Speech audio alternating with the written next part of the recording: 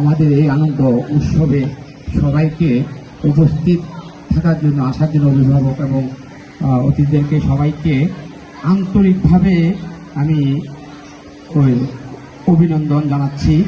আর সবাইকে আমার একটা কথা বলতে চাই, আমাদের এই প্রতিষ্ঠান আমার বাবা হাজি আব্দুল জলিল কন্ট্রাক্টর উনি দিয়েছিলেন 1997 সালে। আমরা ওনার মৃত্যুর পরে আমরা 2017 সাল থেকে আমরা এই স্কুলটাকে আবার নতুনভাবে দাঁড়ায় ইনসানকেজ স্কুল নামে প্রতিষ্ঠিত করি।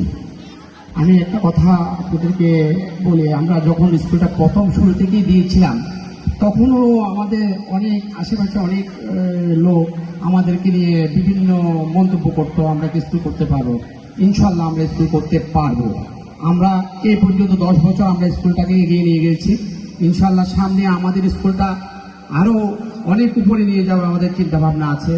আমাদের এই স্কুলটা আমার বাবার স্বপ্নটাকে আমরা বাস্তবায়ন করব আমাদের পরিবার থেকে। আর আমরা এই স্কুলটা আমি এখন যেখান থেকে বক্তব্য দিচ্ছি এটাকে আমরা বহুতলা স্কুল ভবন হিসেবে আমাদের পরিবার থেকে আমরা দিয়ে দেবো ইনশাল্লাহ।